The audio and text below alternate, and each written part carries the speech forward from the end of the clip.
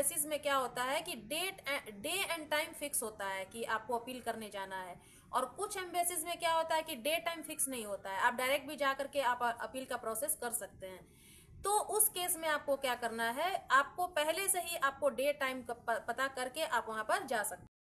तो एक बार आप डबल चेक कर लीजिएगा कि एम्बेसी जाने से पहले कि आपको कौन कौन से डॉक्यूमेंट्स चाहिए और उसको प्रोसेस सबमिट करने का प्रोसेस क्या है। एक बार आप डबल चेक कर लेंगे तो आपके लिए बेटर होगा ये अपील करने का, कि किस तरह से आपको डॉक्यूमेंट्स कौन कौन से फिर से प्रिपेयर करने हैं, और उसके साथ साथ आपको जो अपना अपील लेटर जो आपने बनाया है, आपको स्ट्रॉन्ग अपील लेटर लिखनी होगी, और उसमें आपको अपना इंडिविजुअल रीज़न बताना होगा, डिस्क्राइब करना होगा कि आप फिर से अगर आप पोलैंड जाना चाहते हैं तो जाने के बाद आप वापस आ जाएंगे, और सब कुछ आपको उसमें डिक्लेयर करना होगा, जो भी आपका पर्सनल रीज़न है उसको।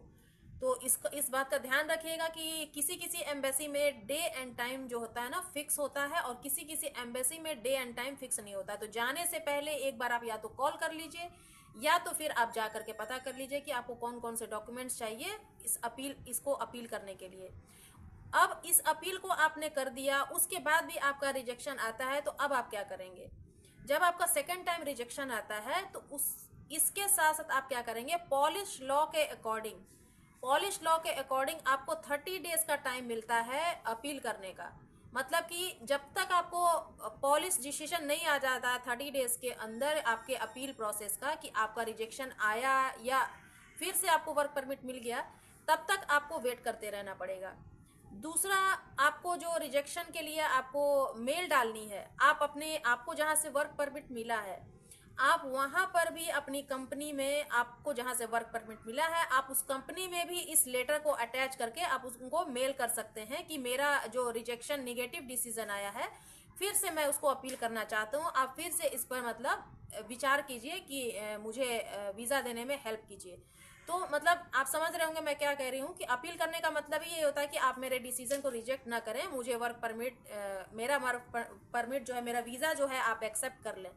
तो पॉलिश लॉ के अकॉर्डिंग आपको 30 डेज का टाइम मिलता है, और आप जो वर्क परमिट डायरेक्ट अप्लाई करते हैं तो उसको अपील करने का आपको निगेटिव डिसीजन से आपको 14 डेज का टाइम मिलता है। इस बात का याद रखिएगा। तो ये दोनों चीजें आपको, मुझे उम्मीद है कि आपको समझ में आ गई होंगी कि अपील आपको कैसे करना है, और दोबारा फिर से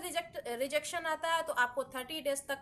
आपको 30 डेज तक आपको वेट करना पड़ेगा। अब बात करते हैं कि मान लीजिए फिर से अगर पॉलिश कंपनी से आपको 30 डेज के बाद भी आपका रिजेक्शन आता है, तब आप क्या फिर से आप वर्क परमिट के लिए अप्लाई कर सकते हैं। तो इसका आंसर है कि हाँ, अगर